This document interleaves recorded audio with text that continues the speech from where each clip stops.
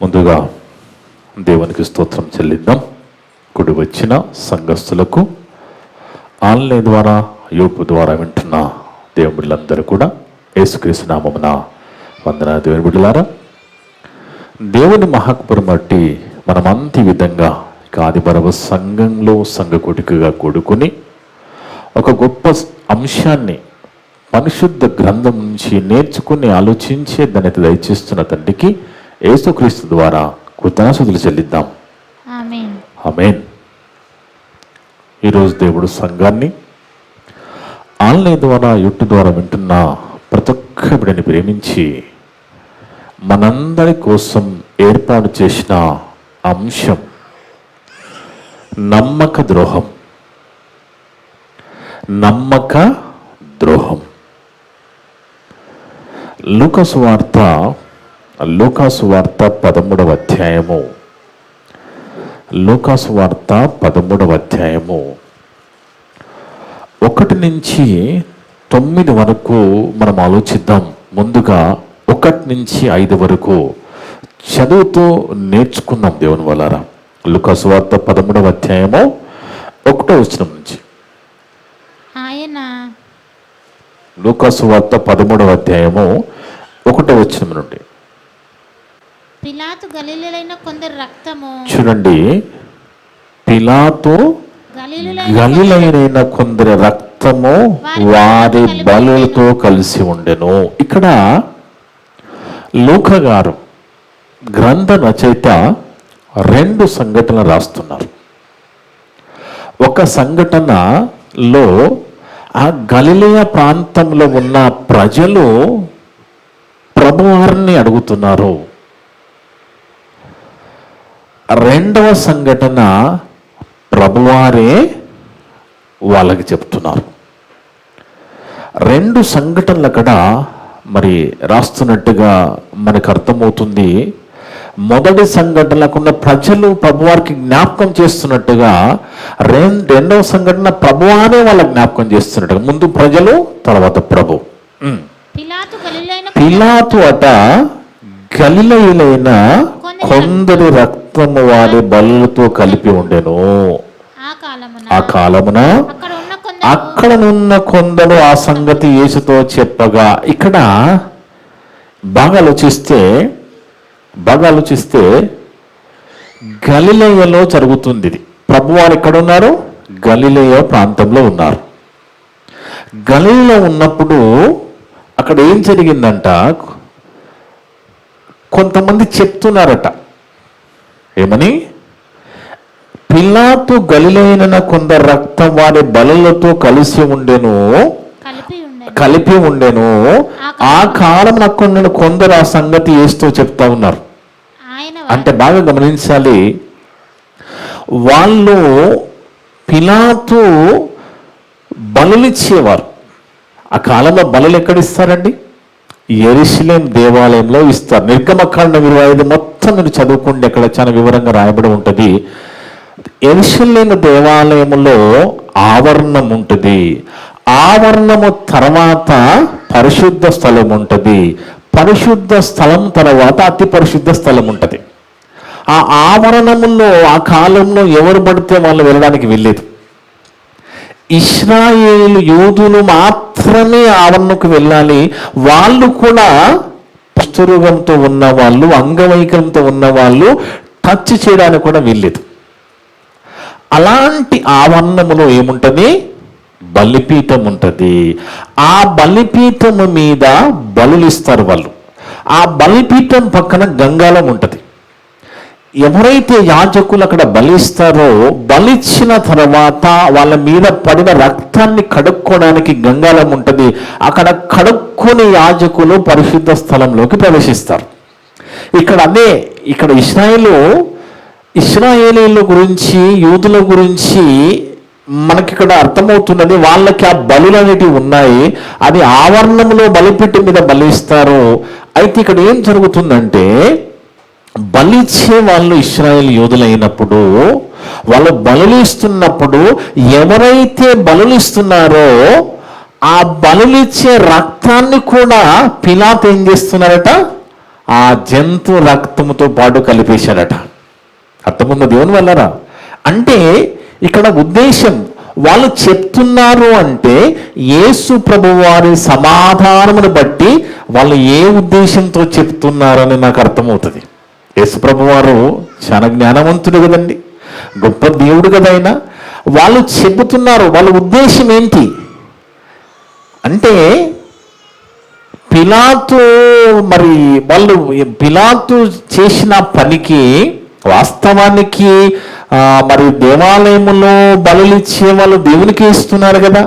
మరి దేవునికి ఇస్తున్నప్పుడు మరి ఆ దేవునికి ఇస్తున్న బలులు ఇచ్చేవారి రక్తాన్ని కూడా ఆ జంతువుల బలిలో కలిపేశాడు పిలాతు. అంటే వాళ్ళు ఏం మామూలు కాదు, వాళ్ళు మంచి వాళ్ళు కాదు, వాళ్ళ పాపాత్ములు కాబట్టి ఇలాగా చేశారు అని వాళ్ళ ఉద్దేశం. అర్థమవుతుంది దేవుని వల్లరా? అదే ఇక్కడ అంటే ప్రభువును చెప్తే మనకు అర్థం కావడం లేదు. ఒకసారి చదివితే, పిలాతు గలిలయులైన కొందరు రక్తము వారి బలులతో కలిపి ఉండెను. ఆ కాలమున అక్కడ ఉన్న కొందరు ఆ సంగతి యేసుతో చెప్పగా ఆయన వాళ్ళతో ఇట్లా, నేను ఇప్పుడు ప్రభు వారు చెప్తున్న మాట, వాళ్ళు ఏ ఉద్దేశంతో అడిగారు తెలుసా అండి? ఏ ఉద్దేశంతో చెప్పారో తెలుసా? వాళ్ళు నిజంగా మంచి వాళ్ళైతే బలిచ్చే వాళ్ళ రక్తాన్ని పిలాతు మరి వాళ్ళ రక్తాన్ని కలుపుతుంటే దేవుడు చూస్తూ ఊరుకోడు కాబట్టి, వాళ్ళు మంచి వాళ్ళు కాదు కాబట్టి అలా జరిగిందనేది వీళ్ళ ఉద్దేశం. అందుకే ప్రభు వాళ్ళు మాట్లాడుతూ ఆయన వారితో ఇట్లా, నేను ఈ గలిలీయులు అట్టి హింసలు పొందినందున వారు గలిలీయులందరికంటే పాపులను మీరు తలంచుచున్నారా అంటే, ప్రభువారు చెప్తే తప్ప వాళ్ళ మనసులో ఏముందో మనకు అర్థం కాదు. అంటే కొంతమంది ఎలాగంటే, మేము మంచి వాళ్ళం కాబట్టి మాకంతా మంచి జరుగుతుంది, వాళ్ళు మంచి వాళ్ళు కాబట్టి వాళ్ళకి అన్ని నష్టం జరుగుతుందనే భ్రమలో మనిషి బతుకుతూ ఉంటాడు. అర్థమవుతుందండి? ఇప్పుడు వీళ్ళ ఉద్దేశం కూడా అదే. నిజంగా వాళ్ళు భక్తులైతే, నిజంగా భక్తి పరులైతే దేవుడు చూస్తూ ఊరుకుంటాడా? బలియనానికి వచ్చిన వాళ్ళ రక్తాన్ని కూడా పిలాతు జంతువు రక్తంలో కలిపి బలి చేస్తున్నారంటే దేవుడు ఏమరం లేదంటే, వీళ్ళు మంచి వాళ్ళు కాదు కాబట్టి ఇలా జరిగింది అని మాట్లాడుతున్నారు. ఉదాహరణకు ఇంకా అర్థం కావాలంటే, మనము సేవ నిమిత్తము బయటకు వెళ్తూ ఉంటాం, పక్క రాష్ట్రానికి వేరే జిల్లాలకి మనం ప్రయాణం వెళ్తూ ఉంటాం. సేవకి వెళ్ళినప్పుడు ఆ సేవలో యాక్సిడెంట్ అయ్యి చనిపోయామనుకోండి, ఆ సేవలోకి వెళుతున్నప్పుడు లేదా వస్తున్నప్పుడు యాక్సిడెంట్ అయ్యి చనిపోతే బయట వాళ్ళు ఏమంటారు, లోకస్తులు ఏమంటారు? నిజంగా వీళ్ళు సేవకి వెళ్ళారు కదా, మరి వాళ్ళ దేవుడు కాపాడా, వీళ్ళు మంచి వాళ్ళైతే అలా యాక్సిడెంట్ జరుగుతుందని మాట్లాడతారు. కాదు దేవుని వల్లరా, యేసు ప్రభు వారు చెప్పిన సమాధానము, అలా చనిపోయిన వాళ్ళు పాపాత్ములు, మనమేమో మంచి వాళ్ళమని అస్సలు అనుకోకూడదు. ఆ నిర్ణయాన్ని మార్చుకోవాలి, ఆ అభిప్రాయాన్ని మార్చుకోవాలి. అదే చెప్తున్నాడు. ఆయన వారితో ఇట్లా, నేను ఈ గలిలయులు అట్టి హింసలు పొందినందున వారు గలిలయులందరికంటే పాపులని మీరు తలంచుచున్నారా? కారని మీతో చెప్పుచున్నాను. కాదు, మీరు బతికున్నారు కాబట్టి, మీరు మంచి వాళ్ళు చచ్చిపోయారు కాబట్టి వాళ్ళు చెడ్డ వాళ్ళు పాపాత్ములు అనుకో. ఆ అభిప్రాయాన్ని మార్చుకోవాలి. మనం కూడా చాలాసార్లు మాట్లాడుతూ ఉంటాము, మనమేదో మంచి వాళ్ళమైనట్టు, అవతల వాళ్ళు ఏదో తప్పులో ఉన్నట్టు వాళ్ళ ఇవన్నీ మాట్లాడుతూ ఉంటాం. కాదు దేవుని వల్లరా, అలా కాదు. దేవుడు నిర్ణయిస్తే ఎవరైనా ఎక్కడైనా చనిపోవలసినదే. అది దేవుడు నిర్ణయించిన చావును ఎవరు కూడా తప్పించుకోలేరు. చనిపోయిన వాళ్ళు పాపాత్ములు, బతికున్నోళ్ళు మంచి వాళ్ళు అనేది కాదు. బతికున్నామంటే దాని అర్థం మనల్ని ఇంకా మారడానికి ఉంచాడు దేవుడు, మనల్ని మార్చుకోవడానికి ఉంచాడు తప్ప మన మీద మంచివారమని కాదు అనేది గుర్తుపెట్టుకోవాలి. అభిప్రాయం మనలో ఉంటే మార్చేసుకోవాలి. ఎందుకంటే యేసు ప్రభువు చెప్తున్నారు, కాదు అని మీతో చెప్పుచున్నాను, మీరు కూడా మారు మనసు పొందని ఎడల మీరందరూ కూడా అలాగే నశించుదురు. మీరు కూడా మారు మనసు పొందకపోతే మీరు కూడా అలాగే చచ్చిపోతారంటున్నాడు. మీరు బతుకుంటే మీరు మంచి వాళ్ళు, చనిపోయిన చెడ్డ వాళ్ళని అభిప్రాయాన్ని మార్చుకోండి అంటున్నాడు.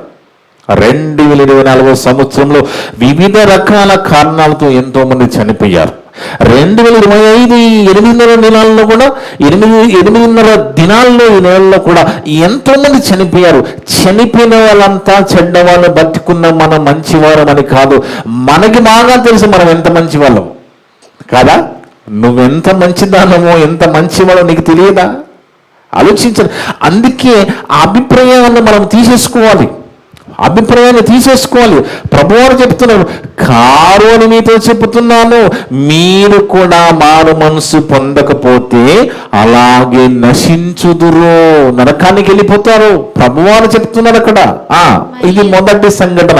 ఇక్కడ వీళ్ళు జ్ఞాపకం చేస్తున్నారు. ఎవరు? గలిలేలో ఉన్న వాళ్ళు ప్రభువారికి జ్ఞాపకం చేస్తున్నారు. ఏమని? పిలాతు ఇలా చేశాడు కదా అనేది జ్ఞాపకం చేసినప్పుడు అక్కడ ప్రభువారు చెప్పిన సమాధానం. కానీ రెండవ సంఘటనలో ప్రభువారే వాళ్లకు జ్ఞాపకం చేస్తున్నారు. చూడండి, వాస్తవానికండి వాళ్ళున్న కాలంలో, ఇశ్రాయేల్ యూదులున్న కాలంలో మనుషుల యొక్క మనస్తత్వాలు ఇలాంటివంటే, ఎవరి కడుపునైనా కుంటివాడు గుడ్డివాడు పుడితే వాళ్ళు ఏమనుకునే వాళ్ళంటే, ఓహో కుంటోడు పుట్టాడు గుడ్డివాడు పుట్టాడు కాబట్టి ఈ పుట్టినవాడైన పాపం పాపిగా ఉండాలి, లేదా కన్నవాళ్ళైన పాపం చేసి ఉండాలని అభిప్రాయం కలిగిన వాళ్ళు. అదే చూద్దాం ఒకసారి, మళ్ళీ అక్కడికి వద్దాము. యోహాను సువార్త 9:1-3 వరకు చదువుకుంటే వాళ్ళు ఏమంటున్నారు చూడండి. యోహాను సువార్త 9:1-3 వరకు. ఆయన మార్గమున పోవచ్చుండగా పుట్టుగుడ్డివాడు ఒక మనుషుడు కనపడెను. ఆయన శిష్యులు ఏమంటున్నారు చూడండి, బోధకుడా, వీడి గుడ్డివాడు పుట్టుటకు ఎవడు పాపము చేసిను? వీడా వీని కన్నవారా అని అడగగా యేసు ప్రభువారి సమాధానం, యేసు వీడైనను వీని కన్నవారైనను పాపం చేయలేదు, కానీ దేవుని క్రియలను నీ యందు ప్రత్యక్షపరచబడుటకే వీడు గుడ్డివాడుగా పుట్టేను. చూడండి, ఆ అభిప్రాయం ఇప్పుడు కూడా ఉన్నది. వాళ్ళే కాదు, ఈ రోజు కూడా అలా అనుకునే వాళ్ళు ఉన్నారు. నేను అంగవైకల్యంతో పుట్టుగుడ్డి వారితో పుట్టినా కానీ వీళ్ళు ఏదో భయంకరమైన పాపాత్మలు ఉన్నారు కాబట్టి ఇలాంటి పిల్లలు పుట్టారు అనుకునే వాళ్ళు ఇప్పటికీ ఉన్నారు, అప్పటికీ ఉన్నారు. అలాంటి కాలములో వాళ్ళు అనుకుంటున్నారు, పిలాతు వాళ్ళ రక్తంలో జంతువు రక్తం వీళ్ళలో కలిపేస్తారు కాబట్టి వాళ్ళ పాపాత్ములైతే అలాగే జరుగుతుంది కదా, భక్తులైతే దేవుడు చూసుకుంటూ ఊరుకుంటాడా? ఆపడానే ఉద్దేశంతో వాళ్ళు చెప్పారు. దానికి కౌంటర్గా ప్రభువారు చెప్పింది, అలా కాదు, మీరేదో మంచి వాళ్ళు చెడ్డవారు కాదు, మీరు కూడా మారు మనసు పొందకపోతే మీరు కూడా అలాగే నశించుదని చెప్పారు ప్రభువారు. ఇక రెండవ సంఘటన కింద సంఘటన చూస్తే చదవమ్మా. 4వ వచనంలో మరియు యేసు ప్రభువారు చెప్తున్నారు. ముందేమో వాళ్ళు చెప్పారు కదా సమాచారం, వాళ్ళు జ్ఞాపకం చేశారు కదా. ఇప్పుడు యేసు ప్రభువుని ఎత్తి పట్టుకుని మాట్లాడుతున్నారు. ఏమని? మరియు సిలోయములోని గోపురము పడి చచ్చిన 18 మంది. యెరూషలేములో ఏం జరిగిందట? యెరూషలేములో ఏం జరిగింది అంటే, సిలోయం అనే ఆ ప్రాంతములో ఒక గోపురం ఉందట. ఆ గోపురం పడిపోయి 18 మంది చనిపోయారట. అర్థముందా దేవుని వల్లరా? ఈ విషయము ప్రభువానికి తెలుసు, అక్కడ ఉన్నవానికి తెలుసు, అందరికీ తెలుసు. కానీ ఇక్కడ జరుగుతున్న సంఘటన అంటే, ఇప్పుడు కూడా పెద్ద పెద్ద బిల్డింగ్లు బ్రిడ్జిలు కడుతూ ఉంటారండి. ఆ కడుతున్నప్పుడు చనిపోరా? కట్టే మేస్త్రీలు, కూలి వాళ్ళు ఎంతోమంది చనిపోతూ ఉంటారు. యాక్సిడెంట్ అంటారు దాన్ని. యాక్సిడెంట్ అంటే దాని అర్థం ఏంటంటే అనుకోకుండా జరిగేదే యాక్సిడెంట్. మనమే ఊహించాం కదా, అనుకోకుండా జరిగేదే యాక్సిడెంట్. ఇక్కడ కూడా అదే జరిగింది. కానీ వాళ్ళు ఏమనుకుంటున్నారు అనేది కూడా మనం చూడాలి కదా. మరియు సిలోయములోని గోపురము పడి చచ్చిన ఆ 18 మంది యెరూషలేములో కాపురమున వారందరికంటే అపరాధులని తలంచుచున్నారా? కాదని మీతో చెప్పుచున్నాను. మీరు మారు మనసు పొందని ఎడల మీరందరూ అలాగే నశింతురు. చూడండి, 2 సందర్భాల్లో ప్రభువారు చెప్పింది. వాళ్ళు 18 మంది మన గోపురం కడుతుంటే చనిపోయానో కూలి చనిపోయారో, మొత్తానికైతే 18 మంది చనిపోయారండి. చనిపోయినప్పుడు వీళ్ళేమనుకుంటున్నారు, అలా చనిపోయారు కాబట్టి వీళ్ళు పాపులు, వీళ్ళు దుర్మార్గులు కాబట్టి అలాంటి చావు వస్తుందా? మాటలు ఇలా మనిషి ఇలా మాట్లాడతారు తెలుసు కదండి. మంచోడైతే అంత కుక్క సాగు ఎందుకు వస్తుందని మాట్లాడుతూ ఉంటారు. అవన్నీ తప్పుడు మాట, అవన్నీ మనం మానుకోవాలి, అభిప్రాయాలన్నీ మానుకోవాలి. దేవుడు మరణాన్ని నిర్ణయిస్తే ఎవరు కూడా ఆపలేరు. మీరు కొన్ని మన దగ్గర ఉన్న వీడియోల్లో కూడా కొన్ని మీరు క్లిప్స్ చూసి ఉంటారు. వీడియో క్లిప్స్, ఒక వ్యక్తి ట్రైన్ ఎక్కుతూ మొదటి కాలు పెట్టి 2వ కాలు పెట్టిలోకి చనిపోతాడు. అక్కడికి దేవుడు ఆయుష్కాలను ముగించేశాడు. అది ఎవరు కూడా తప్పించుకోలేరు. కానీ ఆ కాలానికి ప్రజలు ఎలాగున్నారంటే, ఏదైనా శ్రమ వచ్చినా, రోగం వచ్చినా, ఇంకేదో వచ్చినా వీళ్ళనేదో పాపాత్ములు కాబట్టి అలా జరిగింది, వీళ్ళు మంచి వాళ్ళు కాదు కాబట్టి అలా జరిగిందని అభిప్రాయాలు కలిగి ఉన్నారు. కాబట్టి ప్రభువారు చెప్తున్నారు, వాళ్ళ చావు, వాళ్ళు చచ్చిపోయారని చెడ్డవాళ్ళు కాదురా, మీరు బతికున్నారని మీరు మంచి వాళ్ళని కాదు. మీరు బతికున్నడానికి ఉన్న కారణము మీరు మారు మనసు పొందడానికి. ఒకవేళ మీరు కూడా మారు మనసు పొందకుండా ఉంటే మీరు కూడా అలాగే చనిపోతారని ప్రభువారు మాట్లాడుతున్నారు. ఇక 2 సందర్భాలు ప్రభువారు మాట్లాడింది ఏంటి? మారు మనసు. ఇప్పుడు ప్రశ్న ఏంటంటే, ఏంటి మారు మనసు అంటే? మారు మనసు అంటే ఏంటి? ఎన్నోసార్లు మీకు చెప్పాను నేను, మారు మనసు, మీరు కూడా మారు మనసు పొందకపోతే మీరు కూడా అలాగే చనిపోతానన్నాడు కదా. మారు మనసు అంటే ఏంటి? మారు మనసు అంటే ఏంటో బైబిల్లోకి వెళ్ళి మనం చదివితే, అపోస్తుల కార్యాలు 8వ అధ్యాయము 21-22 వచనాలు చదువుకుంటే దేవుని వల్లరా, అపోస్తుల కార్యాలు 8వ అధ్యాయము 21-22 వచనాలు మనం జాగ్రత్తగా చదువుతూ ఆలోచిస్తే, గారడీ సీమోను యొక్క ఈ సందర్భంలో పేతురు గారు చెప్తున్నారు గారడీ సీమోనుతో, నీ హృదయము దేవుని ఎదుట సరి అయినది కాదు కనుక. చూడండి, బయట మనము ఎంతైనా ప్రజలు నమ్మించవచ్చు మంచి వాళ్ళగా, కానీ దేవుని దగ్గర మనకు ఆ పప్పులు ఉడకవు. దేవుడు హృదయాన్ని చూస్తాడు, మన హృదయాల్లోకి తొంగి చూస్తాడు. అందుకే పేతురు గారు గారడీ సీమోనుతో ఏమన్నారు? నీ హృదయము దేవుని ఎదుట సరిగా లేదు కనుక ఈ కార్యము నీకు పాలు పంపులు లేవు. కాబట్టి నువ్వేం చేస్తావంటే, ఈ నీ చెడుతనాన్ని మానుకుని మారు మనసు నుండి ప్రభువుని వేడుకు. అంటే దాని అర్థం ఏంటి? చెడుతనాన్ని మానుకోవడమే మారు మనసు పొందడము. నీ చెడుతనాన్ని విడిచిపెట్టడమే మారు మనసు పొందడము. అదే చెప్తున్నాడు అక్కడ. నీ చెడుతనాన్ని విడిచిపెట్టి మారు మనసు పొంది ప్రభువుని వేడుకో, ఒకవేళ ప్రభు నిన్ను క్షమించవచ్చు అంటున్నాడు అక్కడ. ఒకవేళ నీ హృదయంలో ఆలోచన క్షమించబడవచ్చును అంటే, మారు మనసు అంటే ఏమర్థమవుతుంది మనకి? చెడుతనాన్ని, పాపపు జీవితాన్ని విడిచిపెట్టి దేవునిలో నమ్మకంగా ఉండడమే మారు మనసు పొందడం. ఇంకొక అర్థం కూడా మారు మనసుకి, అదే 15వ అధ్యాయము 3వ వచనంలో, అపోస్తుల కార్యాలు 15వ అధ్యాయము 3వ వచనం కూడా చూస్తే దేవుని వల్లరా, అపోస్తుల కార్యాలు 15వ అధ్యాయం 3వ వచనం, కాబట్టి వారు సంఘము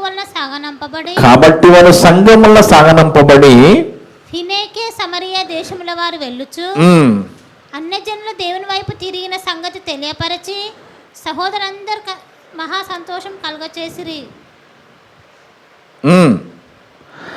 అన్యజనులు దేవుని వైపు తిరగడం అంటే మన పాపాన్ని విడిచి దేవుని వైపు తిరగడము కూడా మారు మనసు పొందడమే. చూడండి, గుడులకు వెళుతున్నారు, వస్తున్నారు, కానీ మారు మనసు లేకుండానే వస్తుంటారు. అర్థమవుతుందండి? గుంపులు వెళుతూ ఉంటారు, వస్తారు. ఎందుకు వెళ్ళి వస్తారో తెలియదు, అక్కడ ఏం చెప్తారో తెలియదు. వెళ్తుంటారో వస్తుంటారు. అందుకే చూడండి, చెడుతనాన్ని విసర్జించి చెడుతనం వదిలిపెట్టి దేవుని వైపు తిరగడము, చెడుతనాన్ని వదిలిపెట్టడమే మారు మనసు పొందడం. కనుక చూడండి, మనం ఎలాంటి వాళ్ళం అంటే, ఎవరి గురించైనా మాట్లాడాలంటే గంట సేపు మాట్లాడతాం. అదే మన గురించి మాట్లాడడానికి ఏముండదా? మనం అంత మంచి వాళ్ళమా? మనం అంత మంచి వాళ్ళమా? ఎదుటి వారి గురించి మాట్లాడడానికి ఏమో గంట సేపు మాట్లాడతాము, మన గురించి ఏమో మాట్లాడలేదు. మనం ఏదో మంచి వాళ్ళమైనట్టు కాదు. దేవుని వల్లరా, మారు మనసు లేకపోతే అసలు అది క్రైస్తవులే కాదు. వాళ్ళు క్రైస్తవులే కాదు, విశ్వాసులే కాదు వాళ్ళు. ఎందుకంటే మారు మనసు అనేది ప్రధానమైనది క్రైస్తవ జీవితంలో. ఆ మారు మనసు అనేది కూడా ఎలాగుండాలో తెలుసండి. మారు మనసు అనేది ఎలాగొస్తుందంటే, మారు మనసు అనేది దుఃఖముతో ఉంటది. మారు మనసు ఎలాగుంటుంది తెలుసా? దుఃఖముతో. వాస్తవానికి మారు మనసు పొంది కదా బాప్తిసం తీసుకుంది. మరి మారు మనసు పొంది పాపాలు ఒప్పుకొని కదా మారు మనసు బాప్తిసం తీసుకుని, కానీ అది అప్పుడు జరిగిపోయింది కదా. అంటే అప్పుడు నిజంగా మారు మనసు అనేది నిజంగా దుఃఖముతో కూడా ఉండకపోతే అది మారు మనసు కాదండి. ఇది నేను చెప్తున్న మాటలు, బైబిల్లో రాయబడిన మాట. 2 కొరింథీ పత్రిక 7వ అధ్యాయం 10వ వచనములో, 2 కొరింథీ పత్రిక 7వ అధ్యాయము 10వ వచనం చదువుకుంటే, దైవ చిత్తానుసారమైన దుఃఖము రక్షణార్థమైన మారు మనసును కలగచేయును అంటున్నాడు. దేవుని చిత్తానుసారమైన దుఃఖము, దైవ చిత్తానుసారమైన దుఃఖము అంటే దేవుడు సంతోషపడే దుఃఖం మనలో రావాలి. మారు మనసు అంటే నువ్వు నీ తప్పుని గ్రహించి, నువ్వు నీ తప్పు తెలుసుకొని, నీ తప్పుని ఒప్పుకొని, నువ్వు కుమిలి ఏడుస్తూ మోకాళ్ళ మీద ఉండి దేవుని పాదం మీద పడి పశ్చాత్తాపముతో నువ్వు ఒప్పుకుంటావు చూడు, అప్పుడు దేవుడు సంతోషిస్తాడు.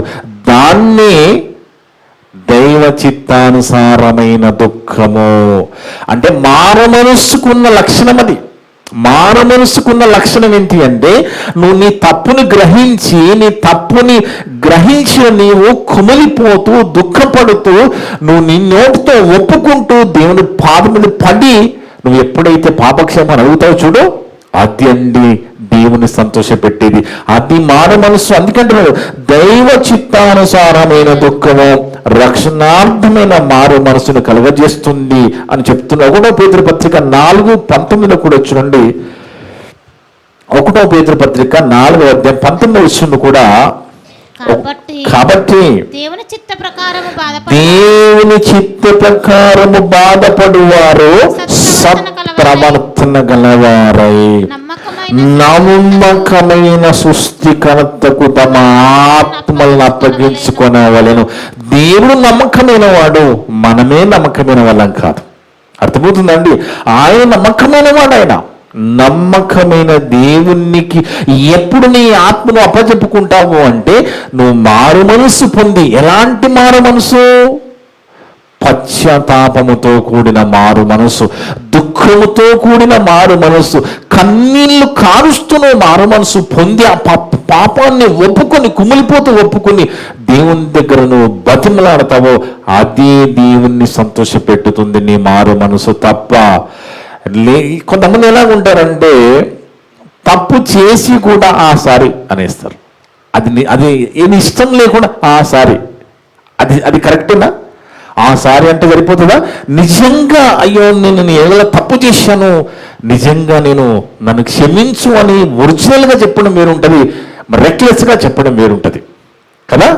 అదే దేవుడు చూస్తాడు. ఎందుకంటే హృదయంలో నిజంగా నీలో పశ్చాత్తాపం వచ్చిందా రాలేదా. అలా పశ్చాత్తాప పడి దుఃఖపడి మారు మనసు పొందిన 3 మనం చూద్దాం బైబిల్లో. పశ్చాత్తాపంతో కూడిన ఆ దుఃఖము మారు మనసు ఎలా ఉంటుందో ఒకసారి బైబిల్ నుంచి నేర్చుకుందామండి. బైబిల్ నుంచి నేర్చుకుందాం.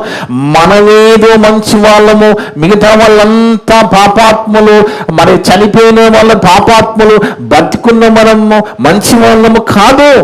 ఆ నిర్ణయాన్ని, అభిప్రాయాన్ని మనము ఈ రోజు నుంచి మార్చుకోవాలి. ఎందుకంటే యేసు ప్రభువారు చెప్పిన మాట ఏంటి?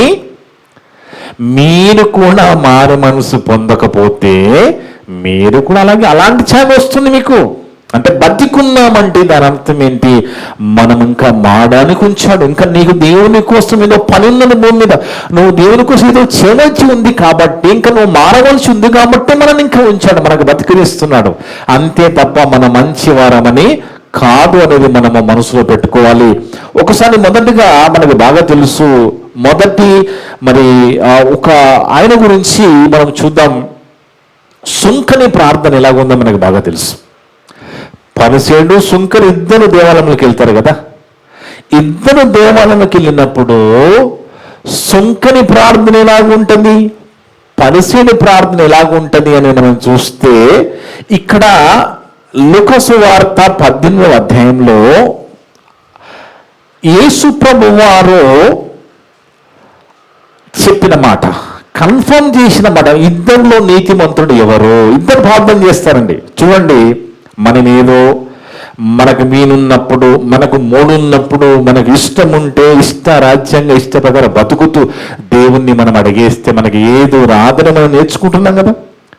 ఈ వారాలలో అదే నేర్చుకుంటున్నాం కదా. మన ఇష్ట ప్రకారంగా ఉండి మనకి మాన మనసు లేకుండా నీతి రాజ్యాన్ని వెతకకుండా మనం అడిగేస్తే ఏది రాదు అనేది మనం ఈ వారాల నుంచి నేర్చుకుంటున్నాం కదా. మనం ఏమడగాలి, ఏమడగొద్దు కదా, ఏం వెతకాలి, ఏమి తట్టాలి, ఇదంతా మనం నేర్చుకుంటున్నాం కదా. ఇక్కడ ఈ సుంకరి చూడండి, సుంకరిలో ఉన్న పశ్చాత్తాపం, సుంకరిలో ఉన్న పశ్చాత్తాపం ఎలా ఉందనేది లూకా సువార్త 18వ అధ్యాయం 13-14 వచనాలమ్మా. సుంకరి అయితే సుంకరి దూరముగా నిలవబడి ఆకాశం వైపు కళ్ళెత్తుటకైనను ధైర్యము చాలక రొమ్ము కొట్టుకొనుచు, దేవా పాపినైన నన్ను కరుణించమని పలికెను. చూడండి ఎలా ఉంటుంది పశ్చాత్తాపము, ఇలాగుంటది. ఇలాంటి పశ్చాత్తాపము. పరిసేయుడు అన్ని గప్పాలు చెప్తాడు, ఆయన చేసిన అన్ని దేవుని చెప్తా ఉంటాడు. పైన అంతా పరిశీలన పద్ధతి ఎలా ఉంటుందండి, నేను అది చేశాను, ఇది చేసిన, ఉపవాసం ఉన్నాను, దశభాగాలు ఇచ్చాను, ఇవన్నీ చెప్తా ఉంటాడు. కానీ దేవుడు ఇక్కడ చెప్తున్నాడు, ఇద్దరిలో ఎవరు నీతిమంతులు అనేది. ఈయన ఏం చేశాడట, సుంకరి అయితే సుంకరి దూరంగా నిలవబడి ఆకాశం వైపు కళ్ళెత్తుడు కానీ ధైర్యం చాలా. ఎందుకు? ఆకాశమున దేవుడు ఉన్నాడు. తండ్రి, నేను ఎంత పాపినంటే ఆకాశం వైపు చూసి అర్హత కూడా నాకు లేదు తండ్రి అనేది దేవుడికి నచ్చిందండి. ఆ తగ్గింపుతో కూడిన ప్రార్థన, ఆ పశ్చాత్తాపంతో కూడిన ప్రార్థన, ఆ కన్నులతో కూడిన ప్రార్థన దేవునికి నచ్చుతుంది. చూడండి, అందుకే అయితే సుంకరి దూరంగా నిలుచుండి ఆకాశంపు కన్నెత్తుడికి ధైర్యము చాలక రొమ్ము కొట్టుకొనుచు, దేవా పాపినైన నన్ను కరుణించమని పలికెను. పాపిని నన్ను కరుణించని పలికెను. ఎతనికంటే పరిసేయుడి కంటే సుంకరి నీతిమంతుడుగా తీర్చబడి తన ఇంటికి వెళ్ళనని మీతో చెప్పుచున్నాను. అక్కడ చెప్పేసిన ప్రభువారు ఇద్దరు నీతిమంతులు ఎవరట? పాపినని పశ్చాత్తాపం గుండెలు పగిలేలా ఏమిస్తూ అడిగిన ఆయన నీతిమంతుడిగా తీర్చబడ్డాడు తప్ప గర్వంగా నేను అది చేశాను, ఇది చేశానని గొప్పలు చెప్పుకున్న ప్రార్థన అతను నీతిమంతుడుగా దేవుని దృష్టిలో కనబడలేదు. అందుకే అంటున్నాడు, అతనికంటే ఇతను నీతిమంతుడుగా తీర్చబడి తన ఇంటికి వెళ్ళని మీతో చెప్పుచున్నాను. తన్ను తాను హెచ్చించుకున్నవాడు తగ్గింపబడుననియో, తన్ను తాను తగ్గించుకున్నవాడు హెచ్చింపబడుననియో చెప్పెను. ప్రభువారి జీవితంలో మన క్రైస్తవము బైబిల్ అంతా మనకు నేర్పించేది తగ్గింపు, వాక్యానికి విధేయత కలిగి ఉండడం. దేవుడు ఏదైనా చెప్పాడంటే విధేయత చూపడం అంటే ఆయన మాట వినడమే విధేయత చూపడం. మన పిల్లలు మన మాట వినాలని మనం కోరుకుంటాం కదా. మన పిల్లలు మన మాట వినాలని కోరుకోవడం మనకు న్యాయమైనప్పుడు పిల్లలుగా మనము కూడా దేవుని మాట వినాలనేది కూడా న్యాయమే కదా. దానివల్ల నీకు లాభమే. అందుకే విధేయత అనేది చాలా చాలా ప్రాముఖ్యమని కూడా గత వారంలో మనం నేర్చుకుని, ఆయన ఏదైనా చెప్పారంటే దానికి విధేయులుగా ఉండడం, విధేయత చూపడం. సరే తండ్రి అలా చేస్తాను, సరే దేవా నేను చేస్తాను అనే విధంగా ఉండాలి. ఈరోజు ఇక్కడ ఈ సుంకరి దేవుని దృష్టిలో నీతిమంతుడు కనబడిపోయాడు. ఎందుకు? పశ్చాత్తాపం. ఆ పాపముతో ఆయన నేను పాపిని ఒప్పేసుకొని మరి దేవుని దగ్గర తగ్గించుకున్నాడు కాబట్టి నీతిమంతుడిగా తీర్చబడ్డాడు. ఇంకొక భక్తుని మనం చూద్దాం, ఒక స్త్రీని చూద్దాము. ఆ స్త్రీ చూడండి, అదే లూకా సువార్తలో పాపాత్మురాలిన స్త్రీ అని రాయబడి ఉంటుంది ఆమె గురించి. లూకా సువార్త 7వ అధ్యాయము 36 నుంచి 38 వరకు చూస్తే, లూకా సువార్త 7వ అధ్యాయము 36 నుండి 38 వరకు. పరిశీలలో ఒకడు తనతో కూడా భోజనం పరిశీలనట ప్రభువారిని భోజనాన్ని ఇంటికి పిలిచారట. ఇది సందర్భం. పరిశీలలో ఒకడు తనతో కూడా భోజనం చేయటకే ప్రభువారిని ఆహ్వానించారు. ఆయన అడిగాను అని అడిగాను. ఆయన ఆ పరిసయ్యుని ఇంటికి వెళ్ళి, యేసు ప్రభువారు పరిసయ్యుని ఇంటికి వెళ్ళి ఆయన భోజనానికి భోజన పంక్తిని కూర్చున్నాను ప్రభువారు. ఆ ఊరిలో ఉన్న పాపాత్మురాలైన ఆమె ఏం రాయబడి ఉందండి? ఏం రాస్తున్నాడు? పాపాత్మురాలైన స్త్రీ. ఆ ఊరిలో ఉన్న పాపాత్మురాలైన స్త్రీ యేసు ప్రభువారు పరిసయ్యుని ఇంట భోజనం చేస్తున్నారని విని ఒక బుడ్డిలో అత్తరు తీసుకొని వచ్చి వెనక తట్టు ఆయన పాదముల యొద్ద నిలవబడి ఏడ్చుచు, అది ఏడ్చుచు, బాగా గుర్తుపడి ఏడ్చు. ఎందుకు ఏడుస్తున్నాము? తమ పాపముల నిమిత్తం, తాను చేసిన పాపముల నిమిత్తం ఏడుస్తుంది, కన్నీళ్లు గారుస్తుంది, దుఃఖపడిపోతున్నది, కుమిలిపోతున్నది. అర్థమవుతుందండి? ఏడుస్తూ కన్నీళ్లతో పాదములు కడగమంటే ఎన్ని కన్నీళ్లు కావాలండి? కన్నీళ్లతో పాదములు కడిగిందంటే ఎన్ని కన్నీళ్లు కావాలి? ఆలోచించండి. అంటే ఎంత దుఃఖము పొంగుకొచ్చిందో చూడండి. కుమిలిపోతున్నది, ఏడ్చుచు కన్నీళ్లతో యేసు ప్రభువారి పాదములను తడిపి తమ తల వెంట్రుకలతో తుడిచి ఆయన పాదములను ముద్దు పెట్టుకుందట. చూడండి దేవుని వల్లరా, ఇదండి ఇది పశ్చాత్తాపంతో కూడిన మారు మనస్సు. ఈ మారు మనస్సు కావాలి ప్రతి ఒక్కరికి, ప్రతి క్రైస్తవునికి. నేను మంచివాడిని ఎదుటోళ్ళ గురించి మనం ఎక్కువగా మాట్లాడి శిక్షలకు వెళ్ళిపోతాం. నువ్వు ఎలాగున్నావో మనం ఎలాగున్నామో చూసుకుంటూ ఉండాలి. ఎందుకంటే రేపన్నాడు సడన్ గా యాక్సిడెంట్ మనకవుతే ఆ సమయానికి మనం భక్తులాగా చనిపోవాలి కదా. భక్తిలో ఉండి దేవుళ్ళోడు చనిపోవాలి కదా, లేకపోతే తర్వాత అవకాశం ఉండదు కదా. అందుకే ఈ పాపాత్మురాలైన స్త్రీ కన్నీళ్లతో ప్రభు పాదములు తడిచే వరకు కడిగితూ కన్నీళ్లు కార్చి తుడిచిందంటే ఆమె ఎంతగా దుఃఖపడింది, పశ్చాత్తాపడింది తన పాపముల నిమిత్తం. ఆలోచించండి దేవుని వాళ్ళ. దేవుడు కోరుకుంటున్నాడు ఇలాంటి మారు మనసే, ఇలాంటి మనిషి మార్పు కోరుకుంటున్నాడు. ఇంకొక సందర్భము, మరి ఇంకొక భక్తుడు మనకు బాగా తెలుసు. మార్కు సువార్త 14వ అధ్యాయము 72వ వచనంలో పేతురు గారికి యేసుప్రభువారు ఏం చెప్పారండి? పేతురు, నువ్వు బాగా ఉరుకులాడుతున్నావు కానీ, బాగా మాట్లాడుతున్నావు కానీ, కోడి 2వ సార్లు కుయ్యక మునిపే నువ్వు 3 సార్లు నన్ను ఎరగనంటావయ్యా అన్నాడు. చూడండి, అర్థమైంది దేవుని వల్లరా. పేతురు కోడి 2వ సార్లు కూసే లోపే నువ్వు 3 సార్లు యేసు ఎవరు నాకు తెలియదంటావు అన్నాడు. అంటే దాని అర్థం ఏంటి? అంతంత మాత్రమే ఉన్నాడు అన్నమాట. అప్పటి వరకు అంతంత మాత్రమే. పేతురు గారు చూద్దాము, ఒకసారి ఎప్పుడైతే 3 సార్లు నేను ఎరగని చెప్పడం జరిగిందో, యేసు ప్రభువు వారు పేతురు వైపు చూసినప్పుడు ఆయనలో పుట్టుకొచ్చిన దుఃఖము చూడండి ఒకసారి. 72వ వచనం లూకా సువార్త, క్షమించిన మార్కు సువార్త 14వ అధ్యాయం 72వ వచనం. వెంటనే రెండో మారు కోడి కూసెను కనుక కోడి 2 మార్లు కుయ్యక మునుపే నీవు నన్ను ఎరగనని 3 సార్లు చెప్పేదవని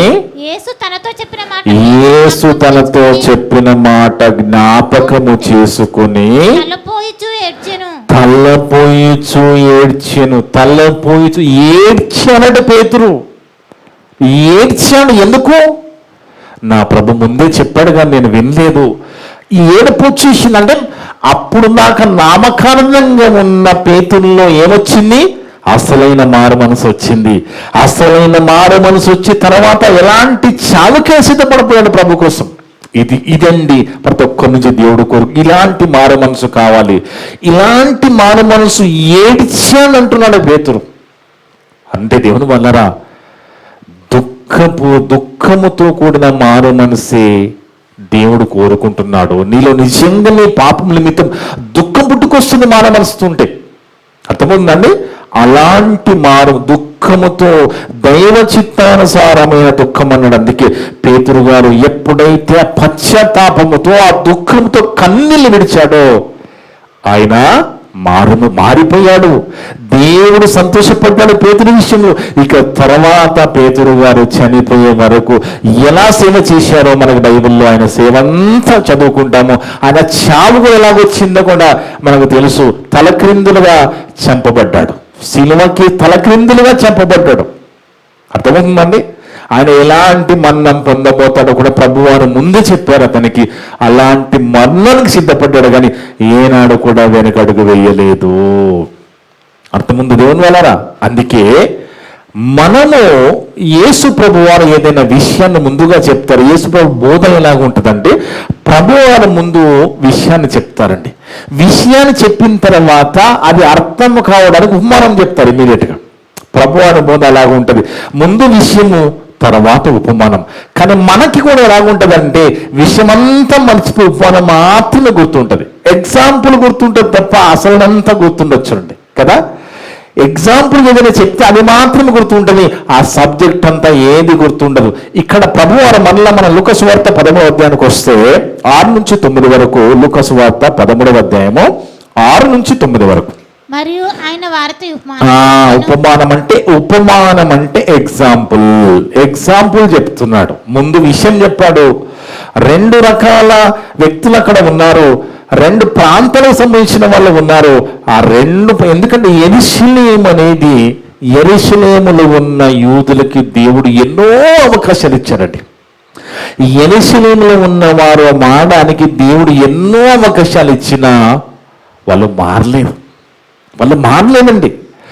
మారకపోయినందుకు ఈరోజు కూడా భయపడే సంఘటన వాళ్ళకి జరిగింది యెరూషలేములో.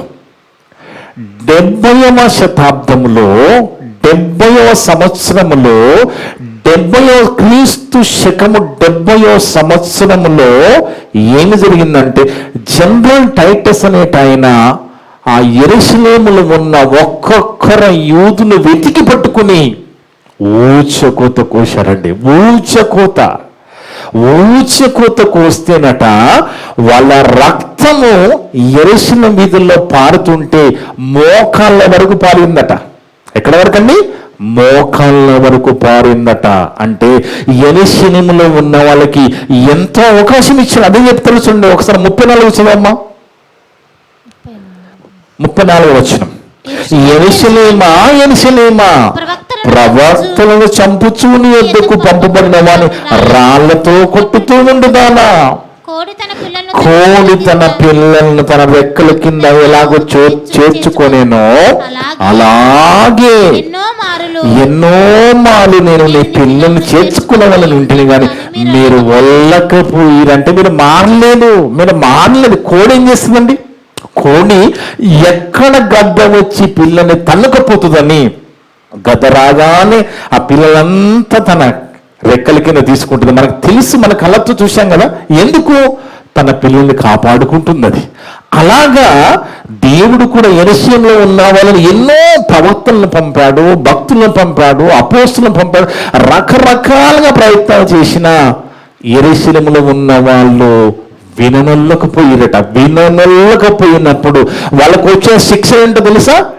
70వ సంవత్సరంలో ఊచకోతలో రక్తం ఏరులై పారి మోకాళ్ళ వరకు రక్తం పారిందట. చేత చెప్పుతున్నది దేవుని వలరా. అందుకే దేవుడు ఏమైనా చెబితే తలదించుకొని మనం విధేయత చూపి లోబడి వెళ్ళిపోవాలి తప్ప దేవుని దగ్గర మనము రిస్క్ తీసుకోకూడదు దేవుని వలరా.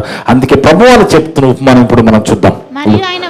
లూకాసు వార్త 13వ అధ్యాయం 6 నుంచి 9 వరకు. మరియు ఆయన వార్త ఉపమానం చెప్పిన ఒక మనుష్యుని ద్రాక్ష తోటనట. మన అంజూరపు చెట్టు ఉపమానం తెలియని వాళ్ళు ఎవరికి అందరూ తెలుసు కదా. తెలియని వారు ఏమైనా ఉన్నారా? ప్రతి క్రైస్తవు విన్నవాడే. అంజూరం చెట్టు ఉపమానం ప్రతి క్రైస్తవు తెలుసు కదా. అదే చెప్తున్నాడు, ఒక మనుషుడట ద్రాక్ష తోటలో అంజూరపు చెట్టు కూడా నాటించాడట. అతడు దాని పండ్లు అతడు తన పండ్లు వెతిక వచ్చినప్పుడు ఏమి పండ్లు కాయలేదు. ఫలించింది మనం ఉంచుకుంటామా? మనం పంటేస్తే ఫలించాలని పంటేస్తాం. మనకు ఫలించండి, మనకి పనికిరాంది మనకే వద్దన్నప్పుడు మనము దేవుల్లో ఫలించకపోతే మనం ఎందుకు దేవునికి? అవునా కదా? పాలియని గేదెని మనమే ఉంచుకోమే. పాలియని గేదెని మనం ఉంచుకుంటామండి, ఇది పాలియని అమ్మేస్తాం. పాలియని గేదె నీకేమొద్ది? ఫలించని చెట్టు నీకేమొద్ది? మరి ఫలించకపోతే మనని ఎలా అంగీకరిస్తాడు దేవుడు? ఇంత బతికిచ్చి, ఇంత జీవితం ఇచ్చి, ఇంత ప్రకృతి ఇచ్చి, ఇంత ఆహారం ఇచ్చి, ఆరోగ్యం ఇచ్చి, సమస్తం ఇచ్చిన దేవుడు ఈ ప్రకృతిలో పెట్టుబడి పెట్టి మనం ఇంతగా కాపాడుతుంటే మనం దేవుణ్ణి పట్టించుకోకపోతే బాగుపడతామండి? దేవుని చల్లని చూపు మన మీద ఉండదు. ఆయన కృప వెళ్ళిపోతుంది మన మీదకి వెళ్ళి. అర్థమవుతుందండి? దేవుని కృపను మనం కాపాడుకోవాలి. ఆయన కృప ఎప్పుడు ఉండే విధంగా చూసుకోవాలి. మన ఇష్టం ప్రకారంగా పోతే, కృప వెళ్ళిపోతే చాలా పరిస్థితులు మారిపోతాయి.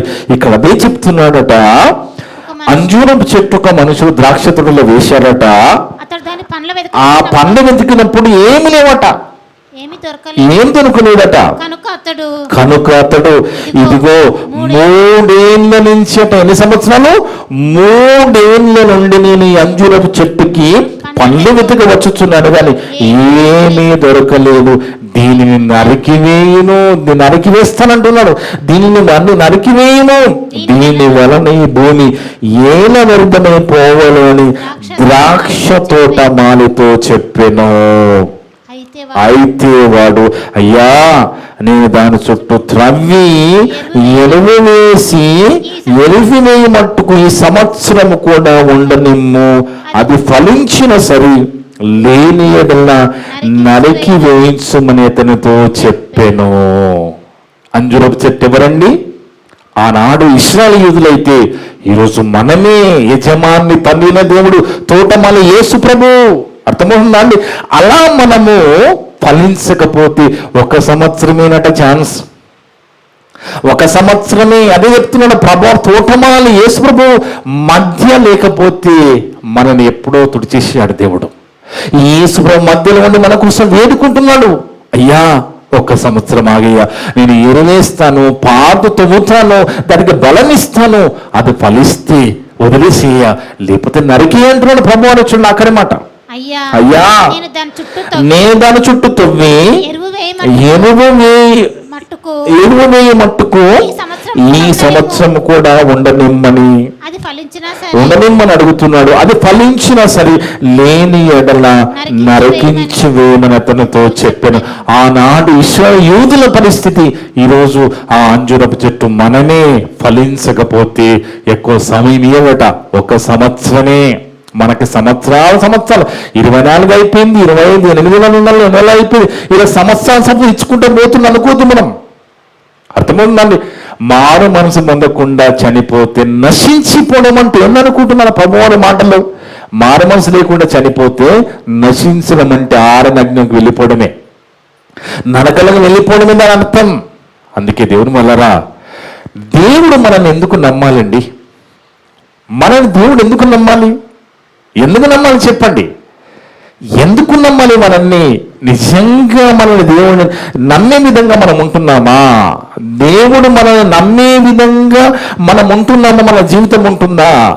కాదు కదా. దేవుని వల్ల దేవుడు నిన్ను ఎందుకు నమ్మాలి నిర్ణయించుకో, నువ్వే, నీకు తెలిసిపోతుంది. ఎందుకంటే మనము మాట్లాడే మాటలు, మన ఆలోచనలు, మన ప్రవర్తన, మన జీవితము అంతా దేవుడికి తెలుసు, అంతా ఆయనకు తెలుసు. మనం ఎక్కడ కూడా తప్పించుకోలేము. అందుకే దేవుడు మనందరి నుంచి మనం బతికున్నామంటే గొప్పవాళ్ళమని కాదు, మంచివారమని కాదు, భక్తులమని కాదు, మారు మనసు పొందడానికి ఇంకా మనను ఉంచాడు. ఇక ఇలాగే కొనసాగితే, ఈ భూమి నుంచి తీసేస్తే ఏమన్నాడు? 1 సంవత్సరం తర్వాత నరికి వేస్తే డైరెక్ట్ ఎక్కడ పెడతాము? నరకంలో పడిపోతాం. అందుకే దేవుడు నిన్ను ఎందుకు నమ్మాలో నిర్ణయించుకో. నమ్మకంగా బ్రతకాలి, మనం నమ్మకంగా బ్రతకాలి, నమ్మకంగా జీవించాలి, నమ్మక ద్రోహులుగా మిగిలిపోకూడదండి. దేవుని దగ్గర నమ్మక ద్రోహులుగా మిగిలిపోకూడదు. ఆయన మనల్ని నమ్మే విధంగా మనం ఉండాలి. ఎందుకంటే ఆయన నమ్మకమైన దేవుడు. ఆయన నమ్మకమైన దేవుడు. నమ్మకమైన దేవుడు నిన్ను నమ్మాలంటే మనం కూడా దేవుళ్ళు నమ్మకస్తులుగా ఉండాలి. దేవుడు నమ్మకస్తులుగా ఉన్న వాళ్ళు ఇష్టపడతాడు. మోసగాలను ఇష్టపడండి, మోసగాలను ఇష్టపడ. అందుకే దేవుళ్ళు నమ్మకంగా ఉండాలి, ఆయన మాటలు విధేయత కలిగి ఉండాలి, మనం పాప విషయంలో పశ్చాత్తాప హృదయం ఉండాలి, మనం కవర్ చేసుకునే విధంగా మనం ఉండకూడదు. ఖచ్చితంగా ఏ రోజుకు ఆ రోజు మన ఆత్మీయ జీవితాన్ని చూసుకుంటూ ఉండాలి. వాక్యాన్ని బాగా చదవాలి, వినాలి, నేర్చుకోవాలి, ఆలోచించాలి. దాని ప్రకారంగా మన బతుకుందో లేదో చూసుకోవాలి.